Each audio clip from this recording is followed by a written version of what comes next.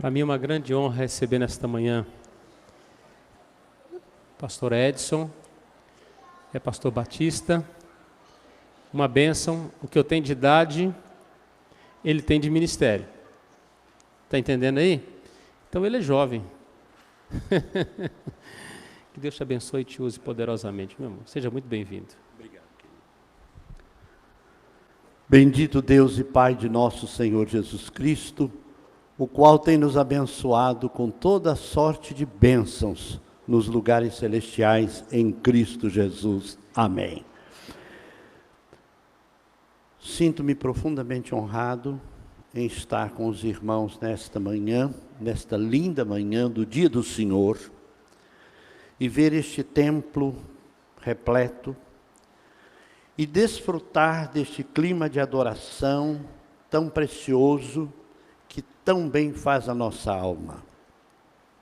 Somos um povo abençoado e privilegiado. Quando eu era criança, não faz tanto tempo assim, nós cantávamos, aqui a turma da velha guarda vai lembrar, nosso presbítero aqui, que é do tempo aqui, que eu conheci a igreja, aqui atrás, aqui num tabernáculo de madeira.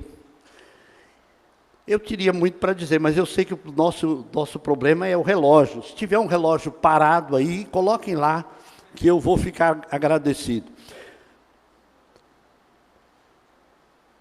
Sabe que naquele tempo nós tínhamos um cântico que dizia: somos um pequeno povo muito feliz, somos um pequeno povo muito feliz. O Senhor nos tanto amou e de graça nos salvou, somos um pequeno povo muito feliz. Hoje talvez nós não digamos mais que somos um pequeno povo, mas parece paradoxal, mas não é. O Senhor Jesus diz: não temas, ó pequeno rebanho, porque ao Pai agradou dar-vos o reino. E ao mesmo tempo, em Apocalipse, a grande multidão que está perante o trono é descrita como uma multidão imensurável, incontável. Não é verdade? Hoje nós somos um povo que cresceu, a igreja cresceu, louvado seja Deus por isso. Mas continuamos sendo um povo muito feliz. Louvado seja Deus por isso. Eu estava ali no clima de adoração, e eu estava pensando, irmãos, não existe, como diz o cântico, nada melhor do que ser amigo de Deus. Mas também, simultaneamente, neste tempo que nós estamos vivendo, de uma tendência de pessoas que abrem mão da igreja, do culto, da comunhão, há uma tendência muito forte hoje, crescente, de ser cristão. Aliás, um termo que na minha cabeça não entrou e espero em Deus que nunca entre: evangélico não praticante. Antigamente um outro grupo dizia isso de si: eu sou fulano, sou romanista, sou católico não praticante. Lembra? Agora, ouvir isso dos evangélicos é um disparate, é alguma coisa que é uma incoerência, porque o nosso Senhor, Ele fundou a igreja, Ele abençoou a igreja, Ele transmitiu à igreja a autoridade e deu à igreja aquilo que ela deveria fazer, os atos que lembram a sua graça salvadora, naqueles atos do batismo, da ceia do Senhor. Ela é guardiã destas coisas e ela tem autoridade para ministrá-las. Bem, dito estas coisas, preciso agregar mais uma. Eu disse que vim aqui no tempo do reverendo Elcias. Os meninos do reverendo, eu estava ali sentado vendo os meninos do reverendo Gilmar. E eu estava olhando e lembrando que os meninos do reverendo Elcias eram pequenos, daquela época em que nós os conhecemos aqui numa dessas travessas daqui da Capitão Moraguiar. Eu era adolescente, início de juventude, depois nunca mais vim para cá, e a história da gente vai, quer dizer, não vim aqui, né? Mas sempre vivia aqui na Baixada, e vez por outra passava aqui na Capitão Moura Aguiar e olhava este templo. Eu disse, um dia eu venho aqui, quero matar as saudades. E um domingo à noite, estive aqui, nas minhas férias em janeiro, e fui tão graciosamente recebido. Aqui estava uma igreja saudável. Irmãos, uma igreja saudável é a igreja receptiva, é a igreja que tem sorriso nos lábios, que não tem dificuldade de levantar braços para abraçar. E eu fiquei encantado. Irmãos, você já teve a experiência de ir numa igreja em que você senta, você levanta, você vai embora e ninguém olha para você? É muito triste. Olha, eu estou nesta igreja onde eu estou, lá em São Paulo, pastoreando, vai completar agora 33 anos, nesta mesma igreja. E eu sempre ensinei isso, digo, irmãos, li certa feita, faça do estranho um amigo a Cristo ganho. A rima é bonita, né? Faça de um estranho um amigo a Cristo ganho. O povo vai onde é chamado e fica onde é bem tratado. E aí o pastor, de uma forma tão gentil, me constrangeu a voltar aqui.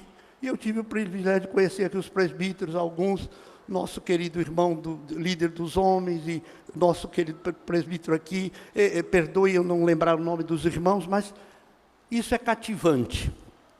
Dito essas coisas, continuem assim. O resultado é este, em pleno domingo de manhã, num lugar de praia, onde as pessoas talvez pensem que todo mundo vai ficar passeando, os irmãos estão aqui adorando a Deus. Louvado seja Deus por isso. Que esta igreja continue sendo assim. E uma igreja que é saudável, ela se multiplica. Ela não é perfeita. Meu assunto não é igreja, mas eu sou tão apaixonado por igreja. Domingo passado, eu estava pregando numa igreja presbiteriana. Eu estou muito presbiteriano, não estou? Eu estava pregando no aniversário da igreja presbiteriana de Vila Bonilha, o reverendo Fábio, à noite, me convidou lá, e eu estava pregando, e eu disse, irmãos, eu sei que a igreja tem problema. Olha, se não tiver esta aqui, eu vou pedir minha transferência para cá, viu? Se não tiver problema. Mas aí vocês vão ter um problema. Não tinha até o momento, nós vamos ter um, porque eu chego. Onde está o homem tem problema. Mas eu dizia para aqueles irmãos algo que eu li faz tempo e eu fiquei bem impressionado. Você lembra de Noé? Aquilo não é história, é verdade, é revelação.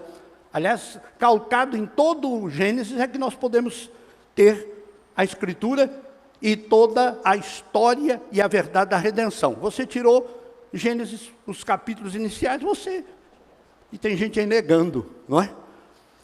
A veracidade daqueles fatos. Mas nós queremos, louvado seja Deus por isso. E lá na arca, eu fico imaginando o seguinte, já pensou 7 pares de animais, dos animais limpos, não é? E fora os não limpos, e fora a família. Gente, aquele negócio, naquele tempo não tinha criolina, não tinha cândida. O negócio lá devia estar meio... Tal, não é? Pense num negócio meio mal cheiroso. Mas lá dentro tinha vida. Enquanto lá fora, morte.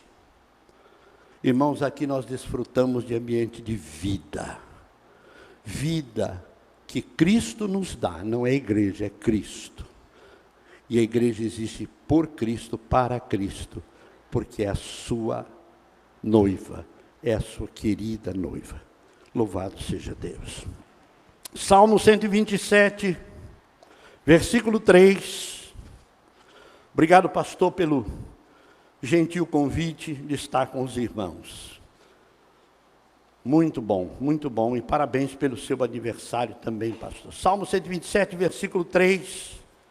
Os irmãos conhecem este versículo muito bem. Os filhos são herança do Senhor. Aqui como está na versão que os irmãos usam. Herança do Senhor são os filhos, o fruto do ventre e seu galardão. Vamos dizer juntos este versículo? Herança do Senhor são os filhos, o fruto do ventre e seu galardão. Vamos ler de novo? Herança do Senhor são os filhos, o fruto do ventre e seu galardão. Muito bem. Efésios 6:4, irmãos. Vamos correr lá para o Novo Testamento. Efésios 6:4, também texto conhecido dos irmãos, muito familiar.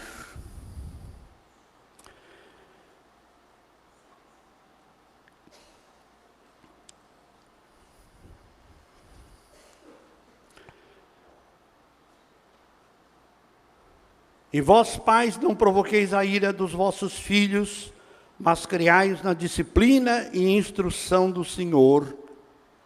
Amém. Amém? O pastor já orou em nosso favor, em favor da mensagem. Estamos abençoados para meditarmos na palavra do Senhor.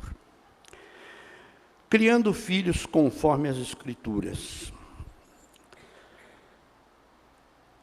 Meus amados irmãos, o pastor dizia há pouco de um colega nosso, cujo ministério é focar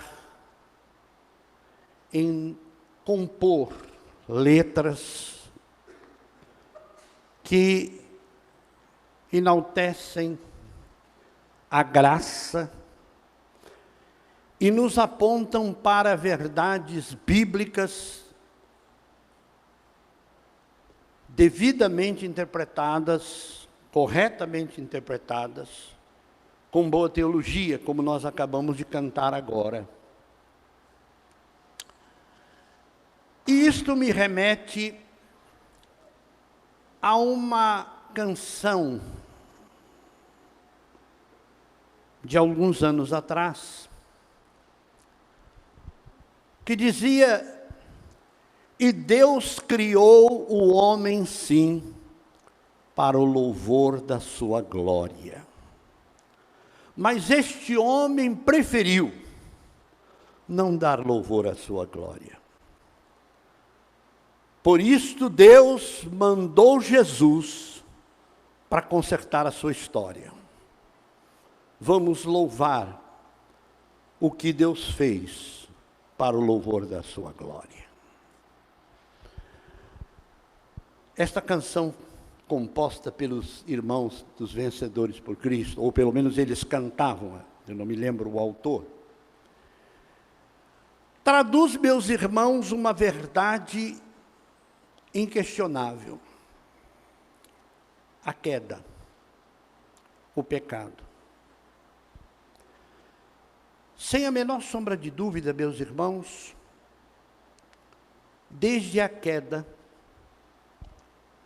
a maior tragédia cósmica, a maior tragédia que pode ter acontecido, ocorreu quando o homem decidiu ser o seu próprio Deus. Quando o homem negou submeter-se a Deus e fazer a sua vontade. A consequência disto foi funesta, pois o salário do pecado é a morte, e todos pecaram, e não há um justo nenhum sequer. E, meus amados irmãos, como disse um escritor, penso que a minha filosofia é esta: tudo está errado até que Deus endireite as coisas.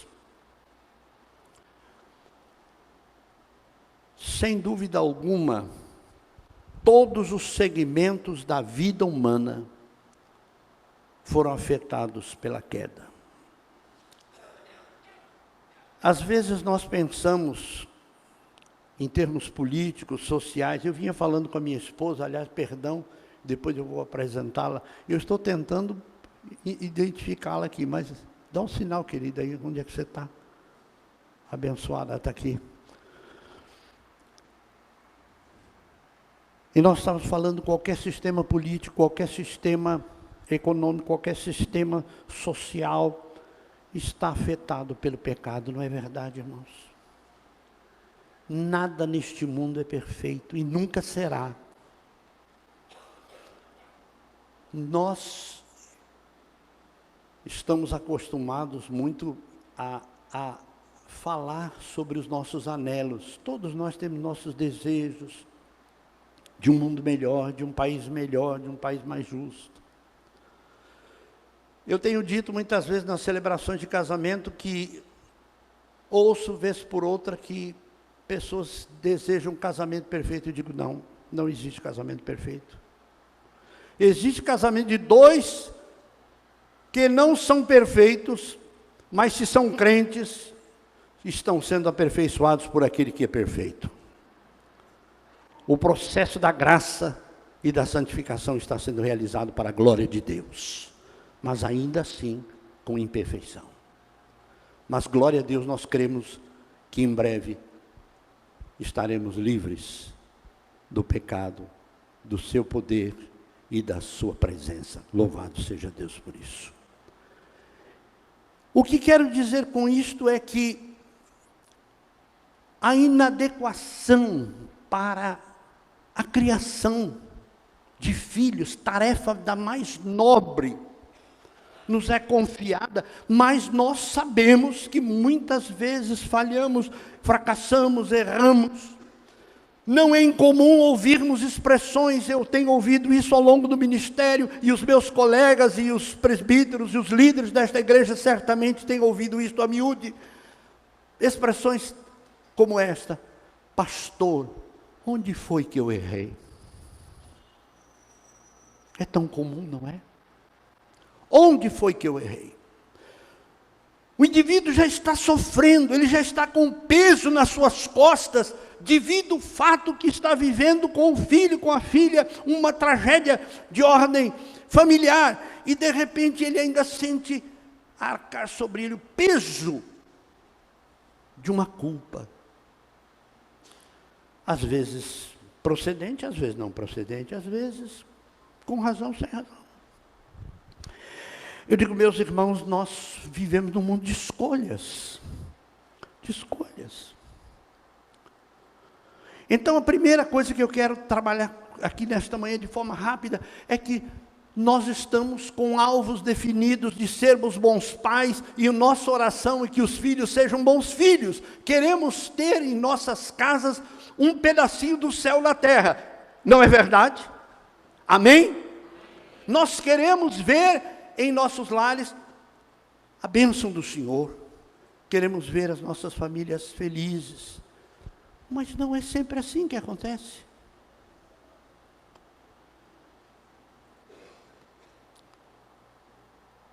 A casa de um crente, via de regra, é um lugar diferente. O pastor estava dizendo que domingo houve a falta de luz e houve aquela grande tempestade, e os crentes ficaram nas suas casas para orar e ler as Escrituras, cantar, fazer o culto doméstico. Isso prova, irmãos, da importância que temos da adoração coletiva do templo, mas também prova que não estamos presos a um lugar, nós estamos adorando a Deus onde estamos, porque Deus é Espírito, e nós sabemos que onde nós estivermos, onde invocarmos o nome do Senhor, o Senhor está ali. Então fazemos da nossa casa um lugar de culto a Deus. Mas sem dúvida alguma, meus irmãos, temos as nossas limitações. A tragédia chegou em todos os sentidos, mas eu louvo a Deus porque Deus chama Abraão e lhe faz promessas. E uma delas é: em ti serão benditas todas as famílias da terra. É da família de Abraão, é da descendência de Abraão que viria o nosso Senhor Jesus Cristo, que traria bênção para todas as famílias da terra.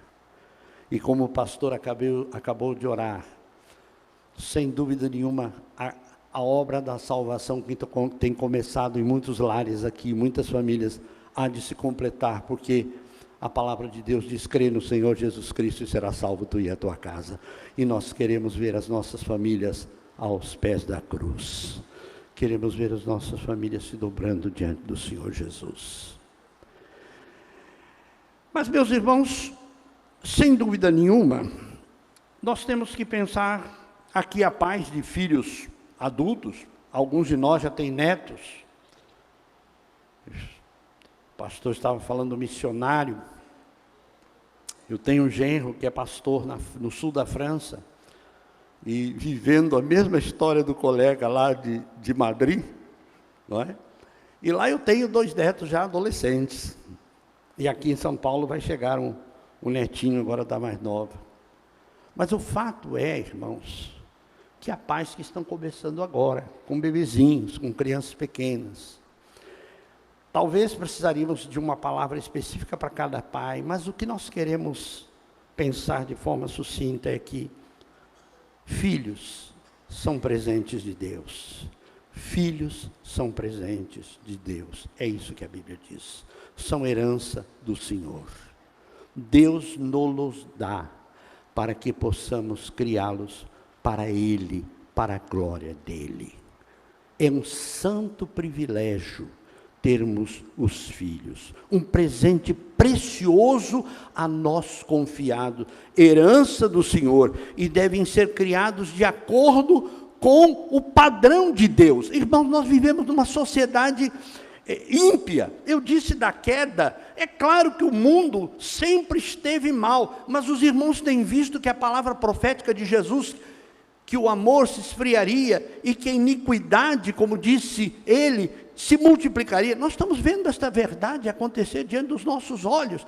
Todo tipo de perniciosos ensinamentos que vêm através dos meios de comunicação, e meus irmãos, crescentes, nos assustam, nos prostram diante de tantas realidades que estão aí. Mas aqui está a esperança.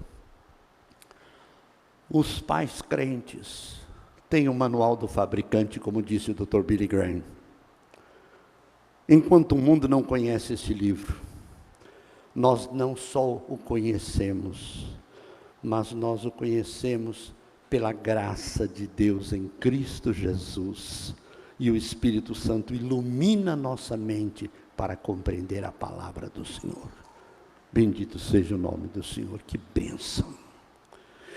E então, irmãos, nós somos desafiados, por causa da nova vida que recebemos em Cristo, viver uma vida que possa transmitir a graça de Deus aos nossos filhos. E a primeira coisa justamente é esta: é reconhecer que eles são um presente de Deus e agir biblicamente.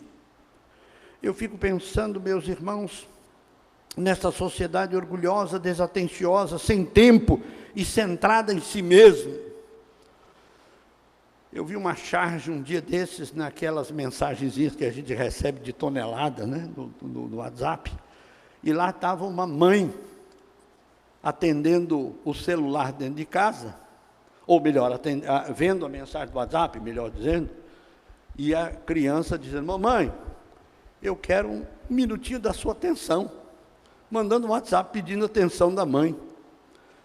Esse contexto mais ou menos que nós estamos vivendo, nesta sociedade desatenciosa, egocêntrica, nós somos desafiados a viver no padrão das Escrituras. Irmãos, que bênção para os filhos que podem ver nos seus pais não alguém perfeito, mas alguém que busca a perfeição. Não alguém que nunca erra, mas alguém que tem humildade para chegar para o próprio filho e pedir desculpas e pedir perdão, quando excede, quando falha, quando erra. Que bênção quando alguém pode abrir a palavra de Deus, como Deus recomendou através de Moisés, no capítulo 6 de Deuteronômio, que os pais falassem do livro da lei, enquanto deitam e quando levantam e pelo caminho. O dia judaico, o dia hebreu, começava, aliás, até hoje, começa no entardecer, no anoitecer, e termina no dia seguinte, no mesmo horário. Nós começamos o dia a partir das 0h, não é? E terminamos ali 23h59. Eles iam dormir ouvindo a palavra. E levantavam ouvindo a palavra. Alguém dirá, pastor, mas hoje os dias são outros. É verdade, são mesmo. Mas, irmãos, nós fazemos tempo para aquilo que nos é importante. Nós criamos tempo para aquilo que tem valor para nós. E quando nós aplicamos esses padrões, nós somos abençoados.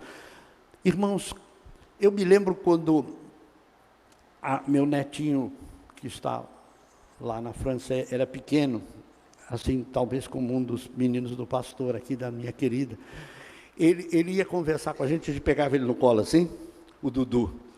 Aí a gente estava conversando com ele, daqui a pouco falava aqui com alguém, ele pegava o nosso rosto, fazia assim, virava para o lado dele, como quem diz, olha para mim, olha para mim. Bem-aventurados são os filhos, cujos pais dão atenção ao que eles dizem. Pequenos, grandes.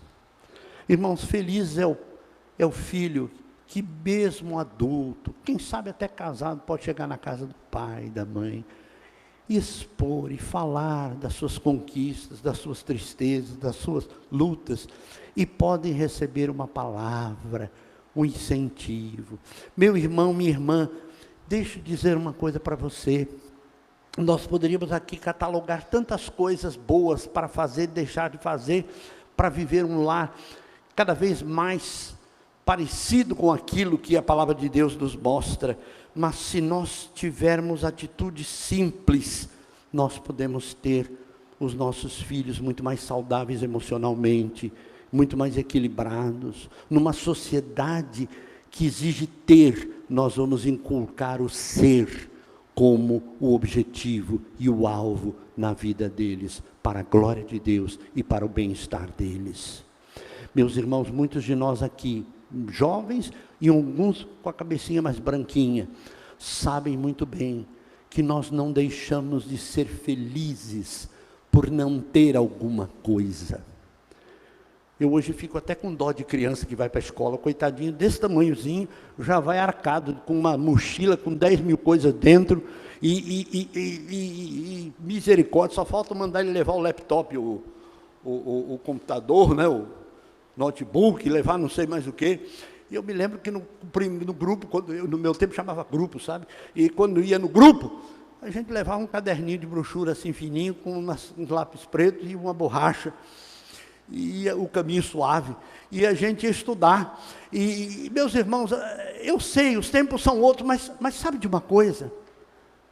Eu garanto que ninguém aqui é frustrado por não ter tido alguma coisa que na época, e que hoje é o top. Meus irmãos, o que nós precisamos é atenção aos filhos, amor. Nós precisamos, irmãos, ter um sentimento altruísta, aceitação, amizade. Eu vi o pastor aqui cuidando dos meninos.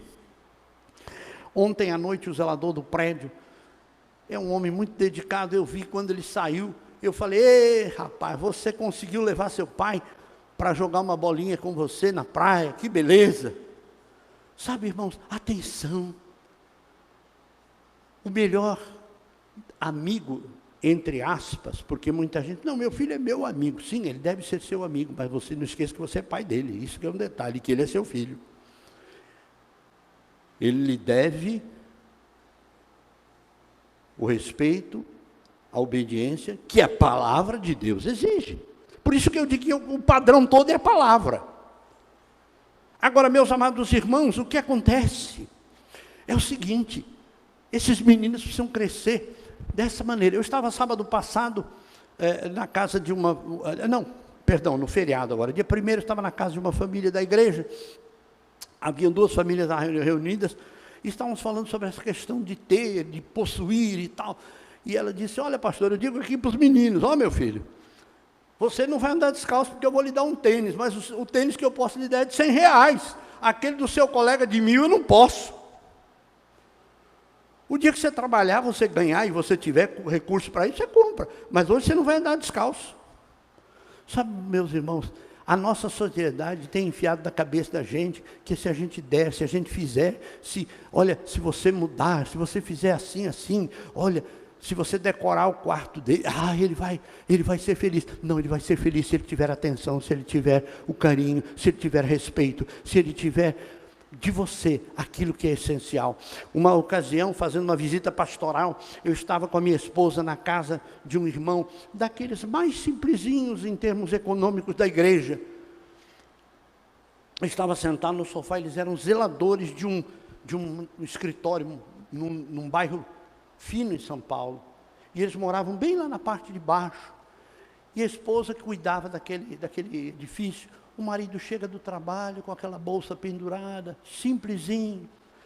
O filho mais novo estava ali sentado no sofá, e quando ele chega, aquele homem vai ao filho, beija, abre a bolsa e tira um danoninho, e dá para o menino e abraça e beija. Os olhos dos meus olhos caíram lágrimas. Eu pensei, quantos pais podem pegar o cartão de crédito, jogar para o filho um cheque assinado e dizer, compre o que você quer, faça o que você quer, mas não dão um beijo, não dão um abraço, não dão carinho, não dão aquele afago que aquele homem, sem preparo acadêmico, sem recurso financeiro, mas sábio, porque conhece a Deus e a palavra dele, pôde ministrar para o seu filho e abençoar a vida do seu filho. Oh, meus irmãos, que as nossas casas sejam marcadas não pelo ter, mas pelo ser. Que as nossas casas sejam marcadas pela presença do Deus vivo, que é a fonte da nossa alegria.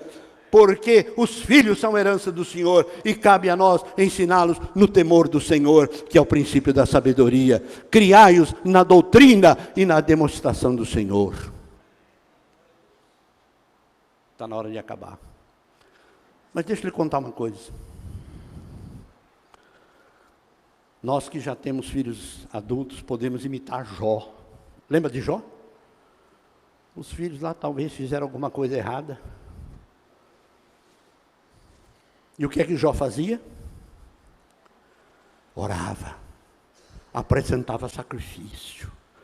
Talvez meus filhos tenham pecado. Felizes são os filhos cujos pais se preocupam com suas almas. Meus irmãos, eu vou lhes dizer uma coisa, nós queremos que os nossos filhos progridam, não é verdade? A gente quer que o nosso filho estude, que o nosso filho tenha um bom emprego, que o nosso filho tenha melhores condições do que a nossa. Mas, meus irmãos, tudo isso é muito bom,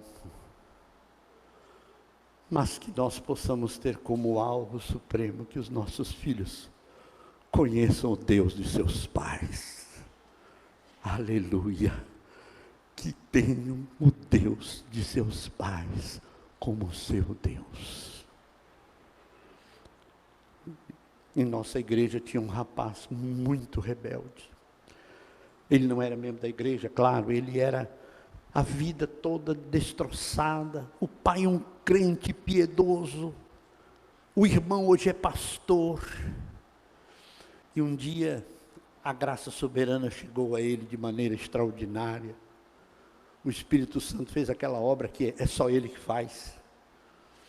Sem pregação. Irmãos, ele conhecia porque ouviu muita pregação. Ouviu muito pai pregar-lhe o Evangelho. Mas um dia ele, sentindo a sua miséria e o seu destroçamento moral e espiritual, ele chega na humilde sapataria de seu pai, aos prantos, em soluço, quase que expressando gritos de dor, e diz em oração: Deus, eu quero que tu sejas como foi. O Senhor foi o Deus de Abraão, de Isaac, de Jacó e do meu pai, que tu sejas o Deus da minha vida. E ali aquele moço foi salvo, e é uma bênção hoje. Sabe por quê, irmãos? Porque aquele pai, e você, meu irmão, nós oramos, nós queremos que o nosso filho progrida, nós queremos que o nosso filho tenha uma boa casa, nosso filho tenha uma condição boa, mas nós queremos muito mais, que ele tenha um nome escrito no livro da vida, e que ele seja um cidadão dos céus, e que ele viva para a glória de Deus, e que ele seja abençoado com toda sorte de bênçãos em Cristo Jesus nosso Senhor. Meus irmãos, eu preciso correr. Ensine os preceitos eternos da palavra de Deus. Seja coerente em praticar a palavra.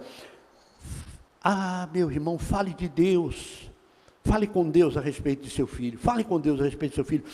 Fale de Deus ao seu filho e viva Deus, para que seu filho veja a presença dele na sua vida e possa imitá-lo. Paulo aqui em Efésios, vocês sabem, a carta aos Efésios é uma carta extremamente teológica, muito boa para nós estudarmos, reestudarmos e tornarmos a estudar. E nos 3 primeiros capítulos nós vemos ali um verdadeiro tratado teológico, não é? Sobre a nossa salvação. E depois dos 3 capítulos finais, ele se debruça na prática cristã. O resultado que a nossa eleição e a salvação pela graça redundou em vida, como nós vamos vivê-la no casamento, no trato de filhos e pais, e no trato de patrões e empregados, não é assim? Há toda uma prática, como nós vamos guerrear as guerras espirituais. Ali está tudo, capítulo 6, capítulo 5, capítulo 6 de Efésios. Quer dizer, a teologia torna-se prática na aplicação do dia a dia. Amados, criar filhos não é tarefa fácil. Educá-los não é tarefa fácil. Mas uma coisa eu sei. Se nós dependermos do Deus de toda graça, se nós buscarmos os ensinamentos da sua palavra, se nós não adotarmos os padrões de competitividade do mundo, nós seremos bem-aventurados. Eu me lembro de uma história que eu ouvi de um garoto, o menino não ia bem na escola, o pai ficou bravo, repreendeu, etc. Aí o garoto tirou uma notinha melhor, chegou, deu o boletim para o pai olhou e disse, fez aquela cara. E o menino esforçou e tirou uma nota melhor, mostrou para o pai não serve. Um dia o menino tirou 10 e mostrou o boletim para o pai. O pai olhou e disse, não fez mais do que obrigação. Meus irmãos, reconheçamos os progressos dos nossos filhos. Quem tem assim 3 meninos, quem tem mais de um filho, não faça comparações entre os filhos, nem dentro de casa, nem fora de casa. Irmãos, nem todo mundo é igual, você tem 5 dedos aqui na mão, nenhum é igual ao outro. Você não tem que preocupar-se que seu filho seja o primeiro, que seu filho suba ao pódio. Você tem que preocupar-se que seu filho esteja na corrida, suando a camisa, mas que ele seja feliz como ele é, no sentido de progredir de acordo com a sua capacidade, com os seus recursos. O mais importante é que ele diga, meu pai me ama, minha mãe me ama, eu sou feliz porque eu tenho um lar, porque eu tenho uma família, porque eu sou querido, porque eu sou amado. A realidade da queda está diante de nós, mas a redenção é nossa pela graça mediante a fé. Apropriemos-nos, irmãos, dos recursos de Deus e sobre os seus cuidados e orientação. Cuidemos e orientemos os que nos foram confiados. Lembremos-nos dos jovens hebreus na Babilônia. Lembram deles? Aqueles moços que foram parar na fornalha. Aqueles moços que tiveram tudo para negar a sua fé. Permaneceram firmes e eram jovens. A sua educação, a sua criação fez diferença. Mais atrás você se lembra daquele moço cuja história vale a pena ler, reler e chorar diante dela de tão bela, a de José, filho de Jacó.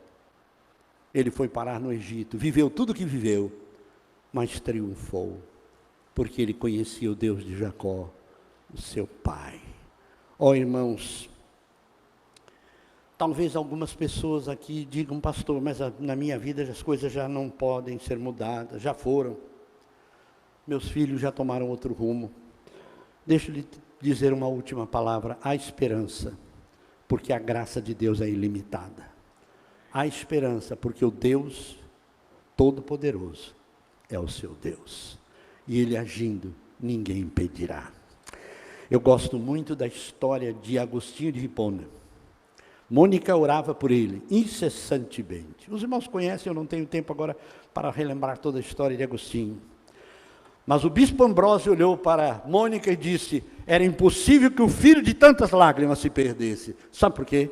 Porque quando uma mãe está de joelho, o filho está de pé. Quando um pai ora, Deus age e ele é glorificado. Que Deus nos abençoe, meus irmãos. que criemos nossos filhos para a glória de Deus.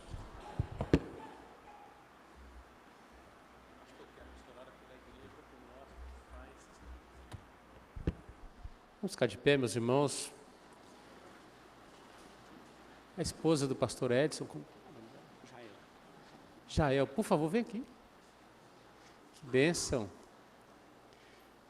Pedir que esse casal abençoado, prazer te conhecer, minha irmã, pessoalmente hoje, né? Nos abençoe como pais e como os filhos nesta manhã, orando por nós, orando por nossa igreja. Obrigado por ter deixado lá a Igreja Batista hoje na mão do auxiliar e vindo nos abençoar. E foi uma bênção. Pena que o tempo andou tão rápido, né? Então nós vamos receber esta oração. Só impetra a bênção depois encerrando, por favor. A Jael, minha esposa, ela trabalha, ela gosta, ela tem dedicado tempo com aconselhamento bíblico. Ela ama trabalhar com um material chamado autoconfrontação, aconselhamento bíblico. E ela tem debruçado muito com lar, com família. E eu pedi licença ao pastor para ela fazer esta oração. E depois eu impetrarei a bênção apostólica. Senhor, nós louvamos o Teu nome porque o Senhor é o Deus da vida. Louvamos o Teu nome porque o Senhor é o Deus que se importa conosco. Louvamos o Teu nome porque até na nossa descrença o Senhor age. Louvamos o Teu nome porque o Senhor é cheio de compaixão e de misericórdia. Senhor, aqui está a igreja do Senhor, dependendo do Senhor, esperando no Senhor e dando glória ao nome do Senhor. Que cada marido, Deus, seja hoje tocado pelo Senhor e que ele seja, Deus, aquele amor que Cristo devotou à sua igreja. E Deus, que cada esposa seja aquela mulher que ama, que ajuda, que se submete para que a glória do Senhor apareça como na igreja. E eu oro, Deus, para que cada filho se entregue ao Senhor com um amor tão grande que ele aprendeu com seu próprio pai, ó Deus, e pode descansar nas mãos do Senhor. Deus, continua na vida dessa igreja amada, continua manifestando o seu poder e a tua graça, continua tocando vidas, transformando, operando milagres de salvação e cura, Senhor. Continua trazendo glória ao nome de Jesus aqui, porque tudo é do Senhor e para o Senhor. Recebe a nossa oração no nome de Jesus. Amém. E agora, irmãos, que a maravilhosa graça de nosso Senhor e Salvador Jesus Cristo, o amor insondável de Deus, o nosso Pai, e a comunhão e as consolações do Espírito Santo estejam convosco, amados do Senhor, e com todo o povo de Deus espalhado sobre a terra, desde agora e para todos sempre. Amém.